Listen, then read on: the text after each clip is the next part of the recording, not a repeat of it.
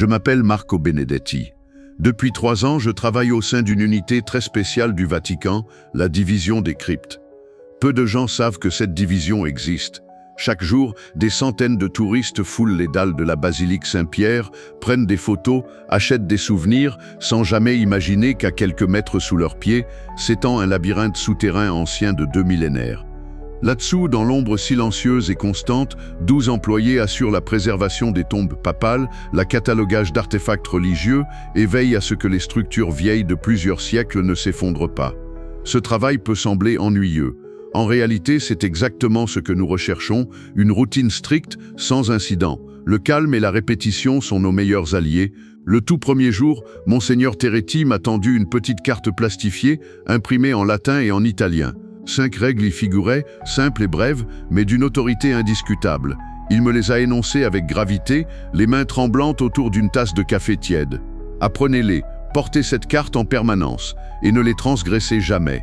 Voici ces règles. Ne jamais entrer seul dans les cryptes.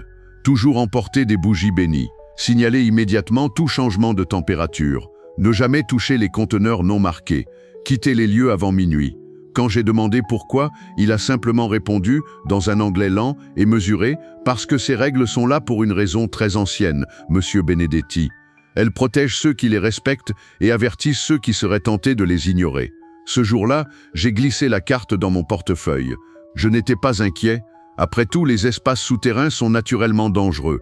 Risque d'éboulement, de poches de gaz, d'égarement. Les bougies bénies, une tradition religieuse utile, mais surtout pratique, elles brûlent plus longtemps, éclairent mieux que les bougies standards. Quant à la règle de minuit, Monseigneur Terretti l'avait justifiée par une question logistique. Le Vatican ferme ses portes à 23h30. Après cela, tout personnel souterrain nécessite escorte et autorisation spéciale. Ma coéquipière s'appelait Dr Isabelle Marchetti. Une femme d'une 50aine d'années, 15 ans d'expérience, chaque couloir du réseau cryptique gravé dans sa mémoire. Elle parlait des cryptes avec la même dévotion que certains réservent à la chapelle Sixtine. Les cryptes racontent notre foi, pierre par pierre. Lors de notre première descente, nous avons emprunté un escalier en pierre étroit, aux murs tapissés d'ampoules nues installées dans les années 60. L'air devenait plus frais à chaque palier. Je sentais des odeurs de poussière, de calcaire ancien, mais aussi une senteur subtile, presque florale, comme un mélange de livres oubliés et de fleurs séchées. C'est normal, expliqua le docteur Marchetti. Le sol conserve l'histoire. Bois, cuir, parchemin, tissu, des millénaires de matière organique reposent ici. Le premier niveau abritait des tombes de la Renaissance. Les murs étaient bordés de sarcophages de marbre, ornés d'anges sculptés, de blasons dorés et d'épitaphes latines. Même ici, malgré l'éclairage électrique, le docteur Marchetti portait à la ceinture une sacoche de cuir contenant 2 bougies bénies. « Pourquoi s'embarrasser de bougies si l'électricité fonctionne ?» demandai-je. « Sauvegarde, répondit-elle. Le système est vieux, les pannes arrivent plus souvent qu'on ne le pense. Ce matin-là, nous avons travaillé sur des textes médiévaux, déplacés à cause d'une infiltration d'eau. Les livres étaient magnifiquement illustrés, écrits en latin avec des lettres dorées et des miniatures représentant des scènes bibliques. Le docteur Marchetti les examinait avec des gants de coton blanc, son écriture méticuleuse remplissant un registre relié en cuir. « Vous tombez souvent sur des objets inconnus, plus souvent que vous ne l'imaginez, dit-elle. Certains artefacts sont oubliés dans des recoins, d'autres donnés et jamais catalogués. Le Vatican conserve 2000 ans d'histoire. » Au fil des heures, un silence épais s'était installé autour de nous. Un silence parfait, presque trop profond. Pas un bruit du monde en surface. Seul subsistait le grattement de la plume, le chuchotement des pages tournées. Après le déjeuner, nous descendîmes au second niveau. L'éclairage y était plus rare, les murs plus brus, l'architecture plus ancienne. Les tombeaux bien plus simples n'étaient souvent que des dalles de pierre gravées d'une croix ou d'un nom. Certains de ces couloirs ont des problèmes structurels. Suivez bien les rubans rouges et surveillez toujours où vous posez le pied. Et c'est là, dans une salle d'archives, que tout a changé. Je remarquais que ma respiration devenait visible, un souffle blanc dans l'air. Pourtant, le thermomètre mural indiquait 18. « Docteur Marchetti, je crois que je vois mon souffle. » Elle s'arrêta net. Sortit un thermomètre numérique. 14 degrés. C'est une chute de 7 degrés par rapport à l'affichage mural. Elle prit sa radio. « Contrôle, ici Docteur Marchetti, niveau 2.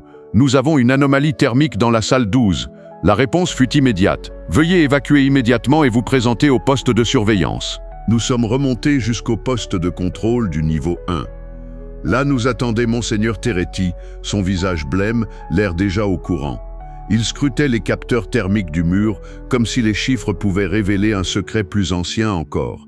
Des zones froides peuvent indiquer une mauvaise circulation de l'air, expliqua-t-il. Les ventilations bouchées provoquent des variations de température. Nous enverrons une équipe demain. Il inscrivit notre signalement dans un gros registre relié, puis ajouta « D'ici là, la salle 12 est interdite d'accès ». Nous retournâmes à nos tâches. Tout sembla redevenir normal. Mais quelque chose, au fond de moi, s'était déplacé. Le soir, je fis des recherches, rien ou presque sur notre division. Quelques articles sur les fouilles de la basilique, une mention évasive du Scavitour, mais aucune trace de notre travail, ni de nos 12 noms.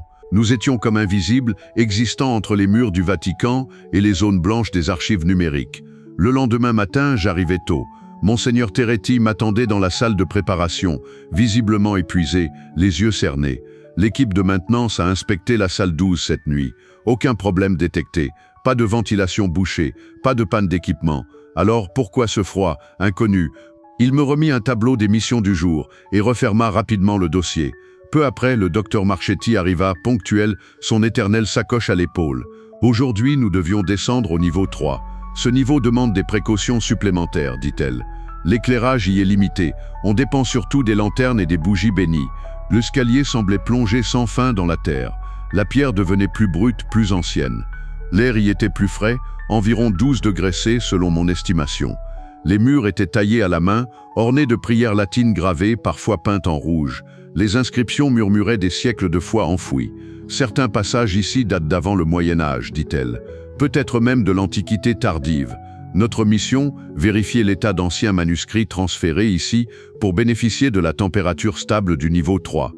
Nous atteignîmes une porte massive en bois, marquée d'une plaque « Stockage manuscrit, accès autorisé uniquement ». Le docteur Marchetti sortit une clé en laiton, ouvrit la porte. À l'intérieur, des étagères hautes, des boîtes sans acide et un système de contrôle climatique qui ronronnait doucement. L'air y était sec, parfaitement tempéré. Les manuscrits étaient anciens, sublimes, certains rédigés sur peau d'animaux, d'autres sur papier patiné, illustrés de marges colorées, parfois d'enluminures précieuses. Ce recueil, dit-elle en ouvrant un feuillet orné, date du 8e siècle. Comment peuvent-ils encore être lisibles? Parce qu'ils ont été protégés soigneusement et peut-être pour une autre raison. Et c'est là, entre les murmures du passé, que quelque chose frappa. Un son, un tapotement rythmique, loin, faible, comme si quelqu'un frappait doucement contre la pierre. « Docteur, vous entendez ?» Elle s'arrêta, écouta. « Non, je n'entends rien d'anormal. Mais moi si, c'était comme un appel lointain, un rythme presque humain, puis plus rien. Les sons voyagent de manière étrange ici, dit-elle. Les vibrations peuvent venir de la surface ou d'un couloir adjacent, mais moi j'avais l'impression que le son venait de derrière les murs. 2 heures plus tard, nous quittâmes la salle. À mi-chemin du retour, ma lanterne se mit à vaciller. Problème de pile, murmura-je en tapant dessus. Utilisez votre lampe de poche, dit-elle. Nous changerons les piles plus tard. J'éclairai le chemin. Mais quelque chose avait changé. Le silence n'était plus naturel. Il était absorbant, comme si l'espace avalait les sons. Nos pas étaient étouffés, notre souffle aussi. Chaque corridor semblait trop semblable au précédent. Sommes-nous sur le même chemin qu'à l'aller? Oui, j'ai mémorisé ces couloirs. Je les connais par cœur. Et pourtant, nous étions perdus. Nous entrâmes dans une chambre circulaire, inconnue. Docteur Marchetti sortit sa carte manuscrite, l'examina sous la lampe. Cette salle n'est pas sur la carte. On doit revenir sur nos pas. Oui, revenons au dernier point de repère identifiable. Mais en repartant, 10 minutes plus tard, nous tombâmes sur une autre chambre identique. Même forme, même disposition, même couloir en étoile. Elle vérifia de nouveau la carte, les yeux sombres. C'est impossible. Je connais chaque détour de ce niveau. Je l'ai cartographié moi-même. Peut-être qu'on devrait appeler le poste de contrôle, proposai-je. Elle sortit la radio. Contrôle ici, docteur Marchetti. Nous avons un problème de navigation sur le niveau 3. Contrôle? Rien. Que du grésillement. Elle changea de fréquence. Réessaya. Toujours rien. Le silence électronique était aussi pesant que celui des couloirs. Peut-être qu'on est trop profond. La radio ne passe pas. Mais cette explication ne la convainquait pas elle-même. Il était 19 heures. Cela faisait 1 heure que nous tournions. À présent, elle marquait les murs à la craie. Un petit trait discret à chaque croisement. Puis soudain, un nouveau couloir, en pente douce vers le bas. Ce passage n'est pas documenté. Le niveau 3 est censé être le plus bas. Accessible, oui. Il existe des niveaux plus anciens, mais ils sont scellés depuis des décennies. Ce couloir ne devrait pas exister, mais nous le suivîmes. Au bout d'une 50aine de mètres, il débouchait sur une porte monumentale, sculptée dans un seul bloc de pierre. Des mots latins gravés. Quod somel clausum, in aeternum clausum manere debe. Que veut dire cette inscription? Ce qui a été scellé une fois doit le rester pour toujours. 19h55. Nous devons partir immédiatement, dit-elle. Et ce lieu, on le signalera demain. Pour l'instant, nous devons atteindre la surface. Nous avons rebroussé chemin en hâte, remontant le couloir en pente qui nous avait mené à la porte scellée. Quand nous avons atteint le niveau 3, la radio de Dr Marchetti s'est mise à grésiller faiblement. « Contrôle à Dr Marchetti, vous nous recevez ?» Elle bondit sur le bouton. « Oui, ici Marchetti. Nous sommes au niveau 3. Nous avons eu un incident de navigation et avons perdu la notion du temps. Reçu. Rejoignez immédiatement l'escalier principal. Une escorte vous attend. » Ce message résonna comme une planche de salut. Et pourtant, ce fut là que l'angoisse réelle commença. En 10 minutes, nous atteignîmes le fameux escalier que nous avions cherché pendant plus de 2 heures. Mais tout était normal maintenant. Les inscriptions murales connues, les virages familiers, les paliers reconnaissables, un chemin limpide, sans piège, sans dédoublement. Comme si le niveau 3 avait repris sa forme originelle, comme si quelqu'un ou quelque chose avait arrêté de jouer avec l'espace. De retour au niveau 1, Monseigneur Terretti nous attendait. Son visage passa de la relief à la crispation en écoutant notre rapport. « Vous avez erré pendant plus d'1 heure dans une boucle de chambres identiques? Oui, elle ne figure sur aucune carte. Et vous avez trouvé un couloir menant à une porte gravée? » Nous acquiesçâmes. Il ouvrit son gros registre et nota longuement en silence. « Vous ne retournerez pas au niveau 3 tant qu'une enquête complète n'aura pas été menée. Demain, vous travaillerez uniquement au niveau 1. » Alors que nous quittions les lieux, Dr Marchetti me prit à part. « Ce qui s'est passé n'est pas normal, Marco. En 15 ans, je ne me suis jamais perdu là-dessous. Peut-être une défaillance de l'orientation, un problème psychologique dû au stress ?» Elle secoua la tête. « Peut-être, mais retiens ceci, quand les choses deviennent anormales, les règles prennent le pas sur l'agenda. Toujours. Ce soir-là, je ne parvins pas à dormir. Je pensais à ces chambres en cercle parfait, identiques, désorientantes, à cette porte en pierre gravée d'un avertissement éternel. Alors j'ai fait ce que tout employé n'est pas censé faire. J'ai creusé plus profondément. Je trouvais un article universitaire datant de 1987, parlant d'accès restreint à certains niveaux souterrains du Vatican. On y évoquait des incidents liés à des désorientations du personnel, ainsi que des décisions de sceller certaines zones définitivement. 1985, exactement 25 ans avant que je rejoigne la division. Le lendemain matin, Dr Marchetti m'attendait, les yeux cernés, des plans d'architecte éparpillés sur la table. J'ai consulté les anciens rapports. En 1987, le niveau 3 a été partiellement scellé suite à une série d'incidents étranges. Quel genre d'incidents? 3 équipes ont signalé s'être perdues dans des zones connues. 2 employés ont été hospitalisés pour désorientation aiguë. Elle désigna des zones rouges sur la carte. Ces chambres ont été fermées à jamais. Et pourtant, hier, nous y étions. Quelqu'un a-t-il rouvert ces passages? Pas sans autorisation du plus haut niveau. Et il n'existe aucune trace écrite d'un tel ordre. C'est alors que Monseigneur Terretti entra dans la salle tenant un dossier poussiéreux. J'ai revu les rapports de 1987, et vos expériences correspondent de manière troublante. Il déposa sur la table des feuilles tapées à la machine, jaunies par le temps. Premier incident, 2 techniciens trouvent des corridors inconnus. Ils tournent en rond plusieurs heures. Deuxième incident, 3 archéologues se perdent pendant 8 heures. Ils décrivent des chambres contenant des artefacts jamais catalogués. Quel type d'artefacts? Demanda Dr Marchetti. Des tablettes en pierre avec des inscriptions illisibles, des contenants faits d'un matériau organique inconnu, des éléments architecturaux qui ne correspondent à aucun style connu. Puis il lut le 3e incident, le plus inquiétant. Un chercheur est retrouvé inconscient, seul près d'une porte en pierre gravée d'un avertissement en latin. Il déclare avoir vécu des hallucinations vives et souffre ensuite de désorientation persistante durant plusieurs semaines. La même porte? Demandai-je. Très probablement. Mais alors, commença Dr Marchetti, pourquoi avons-nous été affectés à ce niveau? Monseigneur Terretti leva les yeux. D'excellentes questions. Depuis 6 mois, les dossiers indiquent que le niveau 3 est réouvert, mais aucune autorisation officielle ne le prouve. Il regarda par la fenêtre les touristes affluant sur la place Saint-Pierre. Cette situation dépasse nos compétences.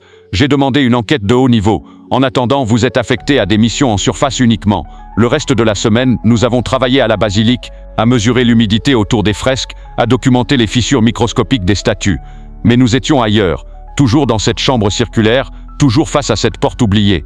Vendredi, alors que nous finissions nos rapports, Dr Marchetti déclara « Je vais demander un accès aux archives secrètes du Vatican. Est-ce autorisé? En tant qu'employé de conservation historique, nous avons droit à un accès restreint. » Elle remplit les formulaires. 2 heures plus tard, notre requête fut acceptée. Les archives secrètes du Vatican ne sont pas secrètes au sens habituel du terme. En latin, secretum signifie simplement privé. Elles contiennent les documents personnels du Saint-Siège et seuls certains employés accrédités peuvent y accéder. Ce matin-là, nous présentâmes nos cartes d'identification à un fonctionnaire en soutane. Il nous mena dans une salle de lecture équipée d'ordinateurs, d'écrans de consultation et d'un silence presque aussi pesant que celui des cryptes. Dr Marchetti prit les devants. Je vais commencer par rechercher les projets de construction dans les zones souterraines. Rapidement, elle localisa un rapport archéologique daté de 1978 lié à l'installation de systèmes climatiques dans les sous-sols. Nous en fîmes la demande. 30 minutes plus tard, un employé nous apporta le dossier original, écrit en italien, accompagné de plans détaillés. Ce plan correspond au niveau 1 et 2, dit-elle. Mais ici, regarde. Elle pointa une section sur le dessin, des symboles étranges, un commentaire écrit à la main. La note disait « Zone interdite à l'exploration.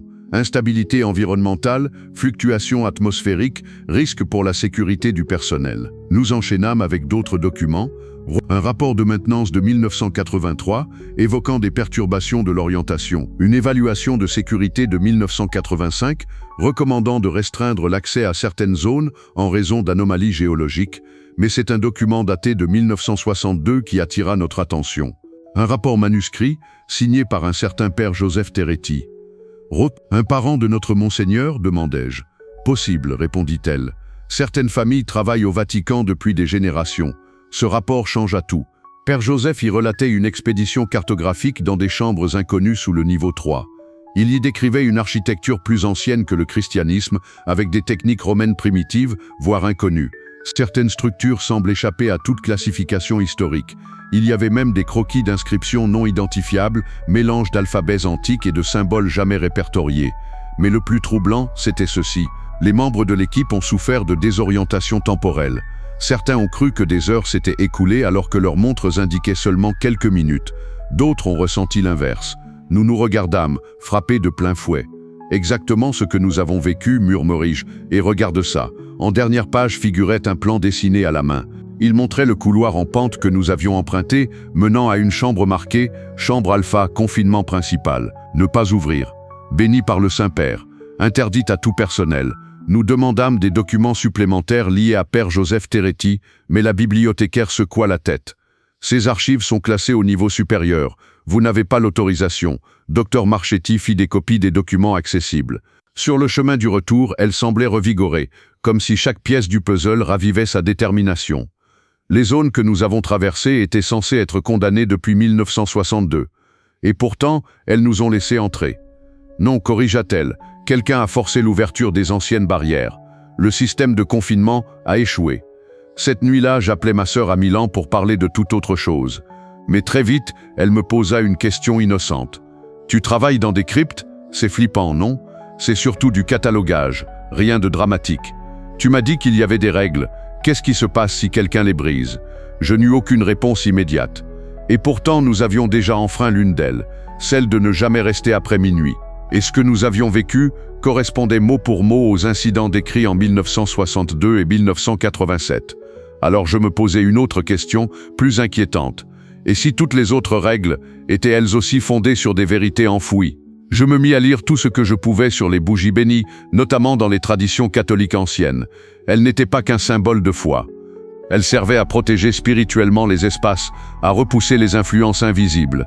Pourquoi une division archéologique moderne du Vatican aurait-elle recours à de telles pratiques, sauf si les risques étaient bien réels? Lundi matin, Dr Marchetti arriva au Vatican avec une pile de recherches géologiques sous le bras. J'ai passé le week-end à lire sur les phénomènes souterrains rares. Elle m'expliqua qu'il existait des zones où se développaient des champs magnétiques anormaux, capables d'altérer l'équilibre, la perception spatiale et même le sens du temps. Cela pourrait expliquer ce que nous avons vécu au niveau 3. Peut-être, mais alors pourquoi avoir scellé ces zones au lieu de simplement y installer des balises de sécurité? Nous fûmes convoqués par Monseigneur Terretti, qui écouta notre résumé sans dire un mot. Il hocha lentement la tête, puis déclara « Vos recherches confirment mes craintes. Le niveau 3 présente un danger réel, qu'il soit géologique ou autre. Que comptez-vous faire » demanda Dr Marchetti.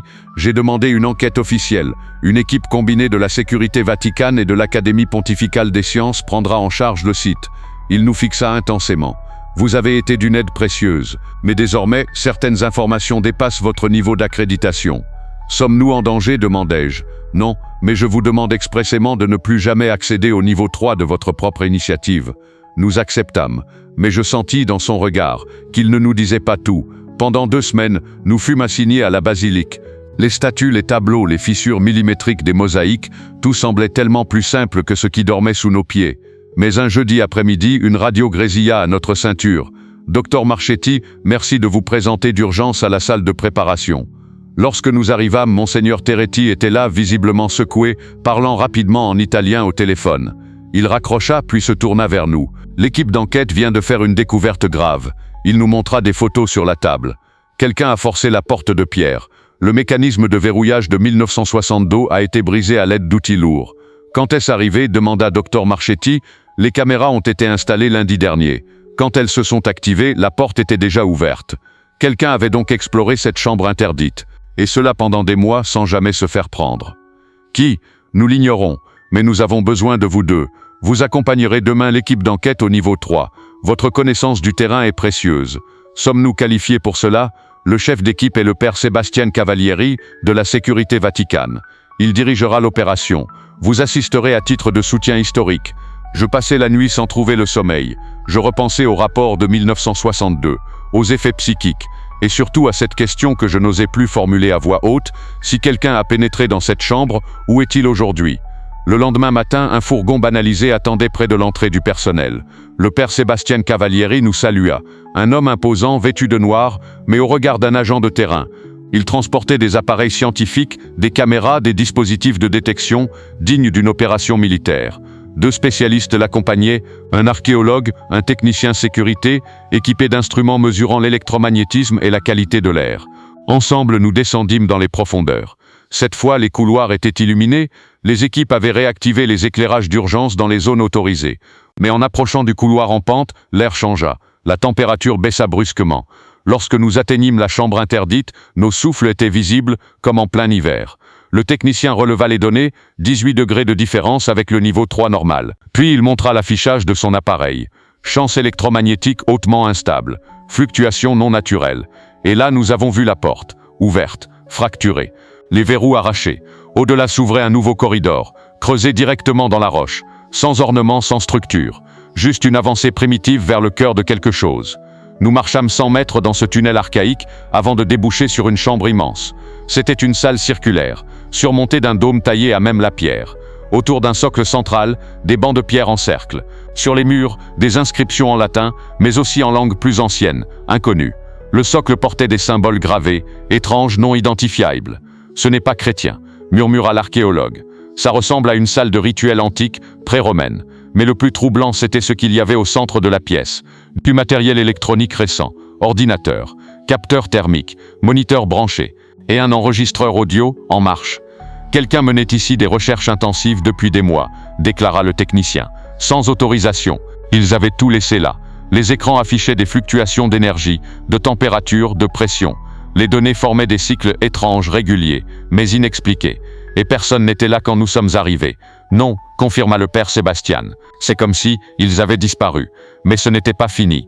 Je m'approchais de l'un des appareils. C'était un enregistreur audio, actif depuis plusieurs mois. Des centaines d'heures de sons stockés dans sa mémoire. Père Sébastien, ils ont enregistré tout ce qui s'est passé ici. Nous allons extraire les fichiers. Ce qu'ils contiennent pourrait tout changer. De retour dans la salle de préparation, l'équipe s'attela à analyser les données extraites de la chambre souterraine. Le technicien sécurité copia immédiatement les enregistrements audio sur un disque dur externe, tandis que le père Sébastien installait un système d'écoute protégé. Ce que nous allons entendre pourrait avoir une valeur inestimable, ou nous échapper complètement. L'archéologue fronça les sourcils. Et si, ce que nous entendions ne venait pas du monde connu, le silence s'installa. Le premier fichier fut lancé, un grésillement constant, comme une pièce remplie de bourdonnements d'appareils. Puis, un pas, un seul. Ensuite, des souffles, des murmures, des chuchotements étouffés, en plusieurs langues, mais impossibles à isoler. Puis, soudainement, un claquement sec, suivi d'un gémissement non humain. Reculé de 3 heures dans l'enregistrement, ordonna le père Sébastien. Le technicien s'exécuta. Cette fois, un écho clair, une voix humaine. La fréquence ne correspond pas à la résonance attendue. Cela ne peut pas venir d'une formation naturelle. Une voix masculine, posée, scientifique. Puis une autre, je vous dis que ce symbole est actif. Il pulse, il répond. Ensuite, un grésillement intense, comme une saturation, puis le silence. Long, total. Il parlait d'interaction avec les symboles, demandai-je, ou avec ce qu'ils contiennent, murmura Dr Marchetti.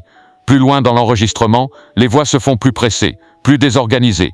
Reculées, il s'ouvre sans activation. Puis, un cri si aigu qu'il fit grésiller les enceintes. Puis, plus rien. Nous avons affaire à une violation majeure des protocoles, et peut-être à un événement dangereux dont nous ignorons encore les conséquences. Dr Marchetti restait fixé sur l'écran, blanche comme la craie. Nous sommes en présence d'un espace qui enregistre, qui réagit, qui communique, Marco. Ce n'est pas un vestige, c'est un système vivant. À ce moment-là, je me rappelais une chose que j'avais presque oubliée, le 5e point de la carte plastifiée. Règle 5, quitter les lieux avant minuit. Et soudain, cela ne me sembla plus une simple question d'emploi du temps. Le technicien poursuivit l'extraction. D'autres fichiers plus récents révélaient que les chercheurs clandestins avaient laissé des annotations numériques. L'une d'elles était intitulée « Porta inversum, hypothèse de contact ».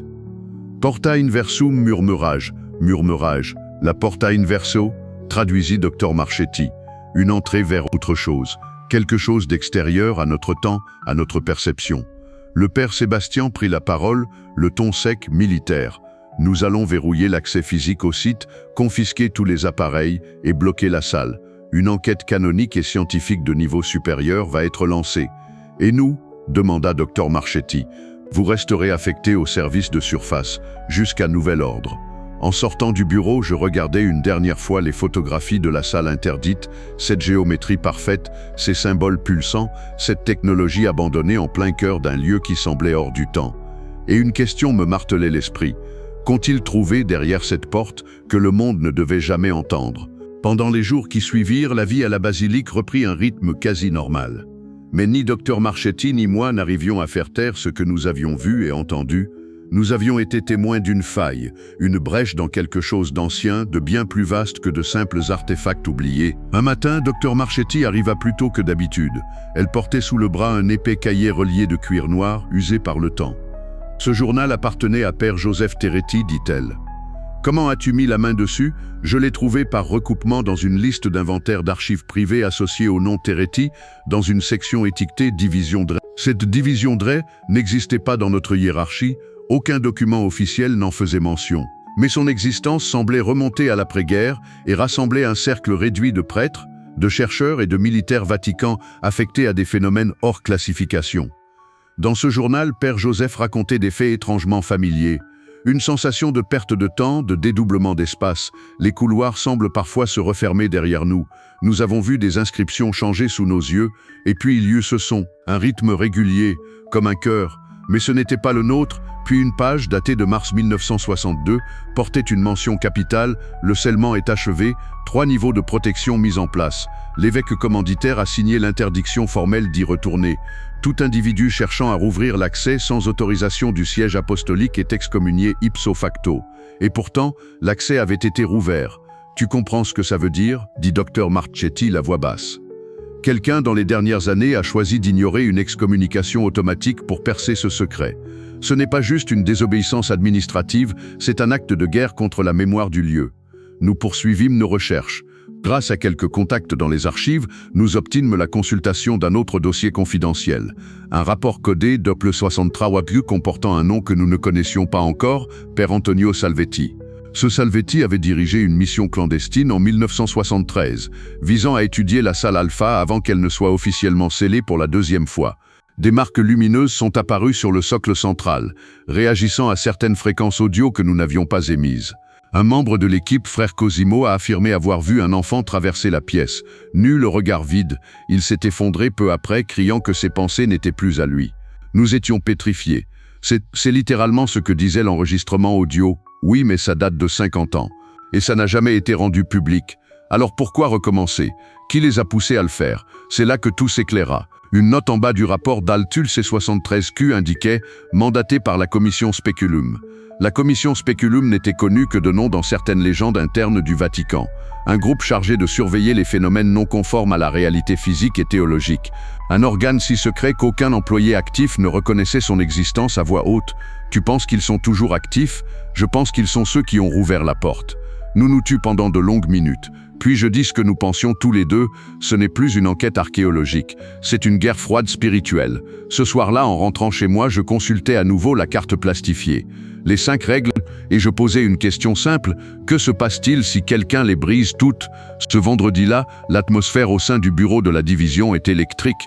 Le père Sébastien Cavalieri nous convoqua, moi et Dr Marchetti, sans préavis. Vous devez venir, ce soir, pas demain, pas lundi, ce soir. Pourquoi cette urgence? Parce que les appareils dans la salle alpha ont détecté une pulsation, une activité cyclique qui atteint son pic alpha. Qu'entendez-vous par pulsation? Un rythme, une fréquence. Tous les capteurs enregistrent un pic toutes les 88 minutes et l'amplitude monte crescendo.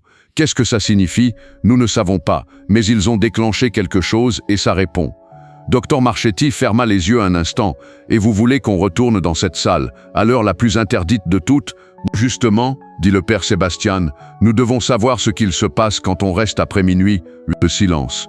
Puis Dr Marchetti parla, d'une voix très calme, nous avons tous lu la 5e règle, et si cette règle n'est pas une précaution, mais une protection contre un phénomène cyclique, nous descendîmes les escaliers du Vatican, lanterne bénie en main, accompagnés du technicien et de 2 gardes en armes. Le niveau 3 était toujours glacial, mais cette fois, aucune condensation, aucun souffle ne formait de buée.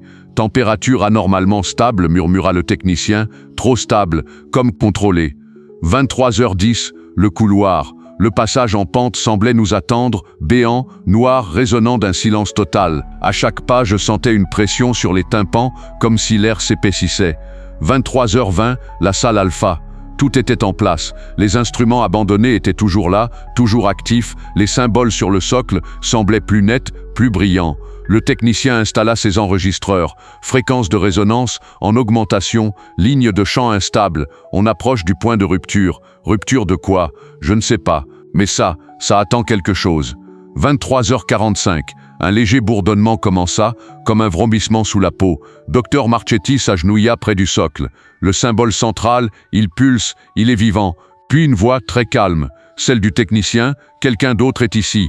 Tous les regards convergèrent vers l'entrée. Rien, mais dans les enregistrements thermiques, une silhouette, statique, au fond du couloir. Le père Sébastien ordonna, lumière, rien, pas d'électricité. Nos bougies bénies étaient la seule lumière persistante. 0000, le silence absolu. Et là, tout cessa, le bourdonnement, les pulsations, le froid, un silence total presque surnaturel engloutit la pièce. Puis le sol vibra, lentement, comme un battement de cœur qui ne venait pas de ce monde. Et dans le couloir, la silhouette s'avança. Elle n'avait pas de traits, pas d'ombre portée, elle flottait légèrement au-dessus du sol. Dr Marchetti, blême, murmura, c'est l'un d'eux, ce que père Salvetti décrivait. Ce que le frère Cosimo avait vu. On doit partir maintenant, cria le technicien, mais aucun de nous ne bougeait. Puis, une chose étrange se produisit. La silhouette ouvrit la bouche, sans lèvres, sans gorge, et une voix nous parla à tous, directement dans nos esprits. Ce qui est scellé n'a pas été oublié. Ce qui fut exilé a maintenant un nom, et ce nom, vous l'avez prononcé. Je tombais à genoux, une migraine fulgurante, un flot d'images m'envahit, des chambres infinies, des archives d'os, des prières inversées, des miroirs sans reflet, des clés sans porte. Puis tout s'arrêta. Les bougies s'éteignirent, et lorsque la lumière revint, la silhouette avait disparu. Nous nous regardâmes, plus rien ne pulsait, plus rien ne vibrait, mais quelque chose avait été vu, quelque chose avait été reconnu, et nous savions tous que nous n'étions plus seuls. 0040, salle alpha. Nous étions là, figés, tremblants. Le socle s'était éteint, les instruments s'étaient remis à fonctionner, comme si rien ne s'était passé, mais tout avait changé. Le père Sébastien appela par radio, ici Cavalieri, évacuation immédiate, incident de classe 1 confirmé, voile 01h00, niveau 1, poste de surveillance. Nous avons remonté les niveaux dans un silence mortel, encore sous le choc. Une équipe médicale nous attendait. Chacun d'entre nous fut examiné, questionné, isolé. Des tests cognitifs, des examens neurologiques, un silence absolu sur les événements, aucune mention de la silhouette, aucun mot sur la voix. Officiellement, ce fut un événement sensoriel dû à une résonance acoustique souterraine. Officieusement, nous savions que c'était autre chose. 08h00, le lendemain, le Vatican ferma l'accès au niveau 3. Définitivement, des scellés en plomb furent posés, des croix bénites scellées dans la pierre, un décret spécial fut émis, le couloir en pente fut rayé des cartes officielles. Ce qui fut ouvert ne doit plus jamais être foulé par l'homme. Une semaine plus tard, Dr Marchetti démissionna. Elle remit sa lettre en silence, les yeux rougis, mais le visage digne. J'ai vu ce que je devais voir. Je ne veux pas passer le reste de ma vie à fuir cette mémoire. Je préfère partir maintenant. » Elle me tendit une enveloppe. « Si jamais tu veux comprendre, vraiment comprendre ce que signifie la voix que nous avons entendue, lis ceci. » Mais pas avant d'être prêt. Je restais, par choix, mais mes tâches furent changées. Plus jamais de descente, ou plus jamais de crypte. Juste des artefacts en surface, des visiteurs, des vitraux à inspecter. Mais la nuit, je rêvais de couloirs circulaires, de bougies qui s'éteignent, de mots gravés en langue qui ne sont plus parlés. Et la voix revenait, toujours la même phrase. « Ce qui est scellé n'a pas été oublié. » Un mois plus tard, je décachetai la lettre de Dr Marchetti. À l'intérieur, une copie d'un fragment de manuscrit retrouvé par le père Joseph Terretti dans les années 60. Un texte en latin avec une traduction marginale, griffonnée à la main. « Et quand les clefs tomberont, les portes s'ouvriront d'elles-mêmes. Mais nul ne devra franchir le seuil, car ce qui vit dedans n'a plus de nom, et ce qui n'a plus de nom n'a plus de lien avec Dieu. » Je refermai la lettre. Je pensais à la silhouette, à la pulsation, à cette chambre qui respirait sous la basilique comme un organe vivant, oublié du monde. Nous avons brisé la 5e règle, et j'ignore encore si nous avons survécu ou si nous sommes simplement devenus des témoins permanents de ce qui nous a vus. Le Vatican ne parle plus du niveau 3. Les archives ont été verrouillées, le personnel remplacé, la salle alpha n'existe plus que dans nos mémoires et peut-être dans celles d'autres avant nous. Et moi, je garde la carte plastifiée dans mon portefeuille. Toujours, elle est usée, froissée. Les bords commencent à se détacher, mais les 5 règles y sont encore lisibles. Et parfois, tard dans la nuit, je la relis. Pas pour me rappeler les règles, mais pour me rappeler que certaines portes ne doivent jamais être ouvertes. Même si elles vous appellent par votre nom,